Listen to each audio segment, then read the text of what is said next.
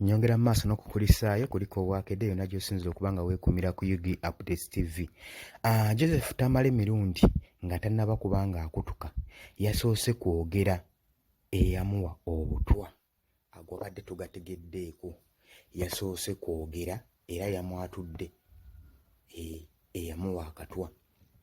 Mukwano gwange nkwanirizaako nnyo yonna gy'osinzira okuba nga otuwuliriza. Mbakulisaayo nnyo yonna gye mubadde. Mwebale kwekumira ku UG Updates TV. Ntegeeza nti no gwe atanaba kuba nga osubscribinga, genda maaso osubscribinga, sharinga, commentinga. Baganda bange mbeebaza nnyo abakola omulimu ogw'amaanyi ogw'obutaweera okulaba nga tuyimirizawo amayengo ga UG Updates TV. Naye nga tukyali mukungubaga bitalo nnyo ddala ebya muganda waffe Joseph Tamale Mirundi. Ono abadde omwagala w'abangi. Njukira nti nno naggambye okufa kwe kulese shooko y'amaanyi nnyo ku bannayuganda mu media, social media platforms, media zonna okwetooloola. Abadde akoze kyamaanyi nnyo era acontributinze kyamaanyi nnyo mu kuweereza bonnamawulire okubanga bannamawulire bonna abayimirizaawo okubeera ng'ali political analysis. Ensi yonna wenjogerera kati eri mu kungubagira socialist ono amanyikiddwa nga abadde ali controversial ng'ali factual analysis ate nga politics. Mu economy y'ebyobufuzi abadde mpazi luwago. Ku social media aspects zonna abadde bwana buliwo. Abadde tatya, abadde akomentinga, era ono yaliko ne presidential press secretary okumala emyaka 13. Nga tannafa yasoose ku akyuzinga office entono ennyo ezimu mu gavumenti ezaalwanyisa kariya ye. Tamale Mirundi abadde alicognizingibwa nnyo oba yalicognizingibwa nnyo ne President Yoweri Kaguta Museveni olwa mirimu gye egya media gye yali akoze nnyo egy'amaanyi mu State House. Era omwe yava n'afuna n'emmoloka eyamutonerwa ng'ekirabo Service Award ng'eva wa Museveni. Nagambye ono yazaalibwa mu Rakai District mu Uganda mu 1964 ng'azaalibwa omukyala amanyikiddwa nga More Namatovu n'omwami amanyikiddwa nga Yowaana Mirundi.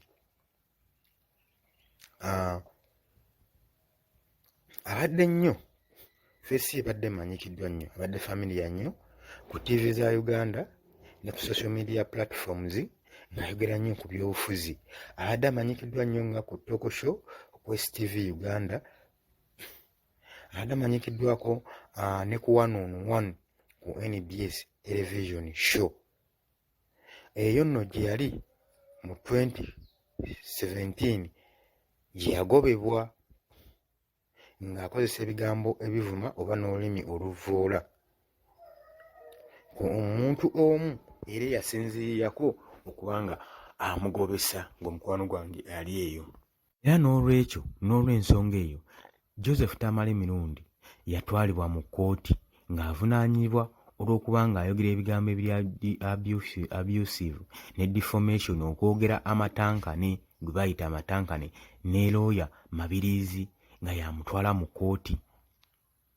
Mu 2019 Mirundi ono yateekawo statement n'agamba n'alangirira nti yali aweereddwa obutwa. Era yanokolayo nnyo ba individual abamu bagamba abaali bamuwadde obutwa, era ng'agamba nti bano baali balabe be kuva mabega ng'akyali mu State House. Newankubadde wano yabadde akutuka teyasobodde kubaatula bulungi era teyasobodde batwa identifyingira kumanya ani mutuufu. Tujjukira nti nno mu 2015 mu 2015 mukazi we asooka Juliet Nasimbwa yalowoozaako ekintu ky'okunoba olw'okubanga ebyobufuzi alaba bbaawe byali bimutwalaganya ng'agezezaako nnyo okumugamba abyewala ebintu bino naye ye n'alemerako n'agamba oba togenda bivaamu nze ngenda kunoba. Yagezaako enfuna nnyingi mu mwaka ogwo okusobola okuba nga anoba ewa bbaawe Joseph Tamale Mirundi. Ono nno yasoma era abadde musajja wa bitabo. Yasomerako e Lubaga Senior Secondary School era oluvannyuma n'atikkirwa ku Makerere University ku bwa journalism and communication. Era olwo lwe yavaayo n'asindiikiriza n'afuna ne master degree in communication. Yatandika kariya ye ey'okuwandiika mu Munno newspapers ng'olwo nno tannaba kufuuka professional journalist. Era ono yatandikawo media nga advisor mu State House. Yatandika kubanga media advisor mu State House. Era Joseph Tamale Mirundi abadde oba yali member wa National Resistance Movement olwa controversial n'ebigambo ebikkaatiriza ebyali bimufulumangamu. Tamale Mirundi Junior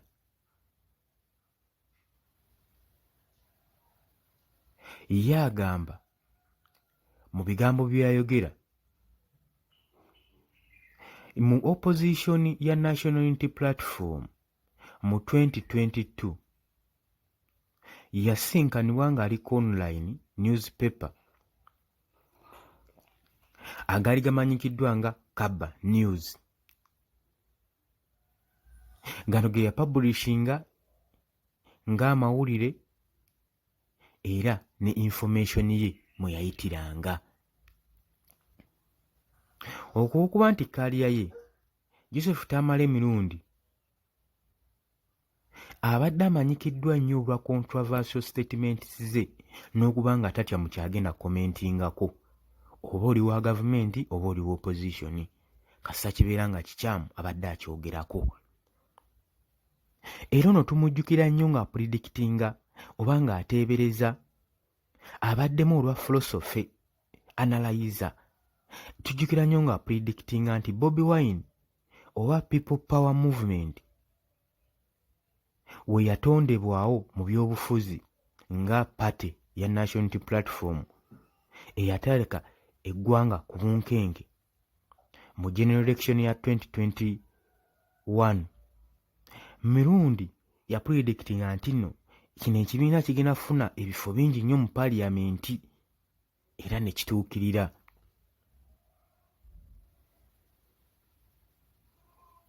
Era omwaka guno nga 13 yalangiriddwa nti nno Joseph Tamale Mirundi yabadde amaze okulekulira obulamu bw'ensi eno.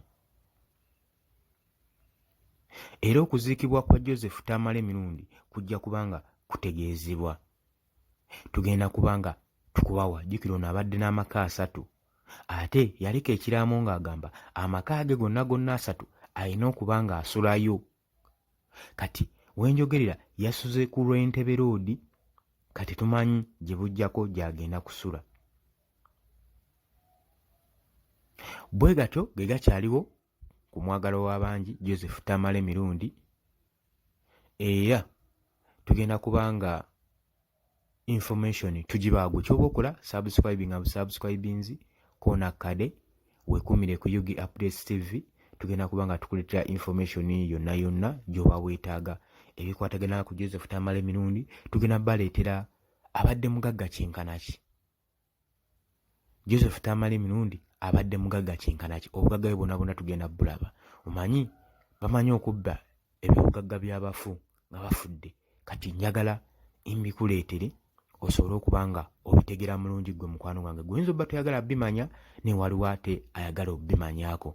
Temuva ku Yugi Updates TV, mbaagala nnyo.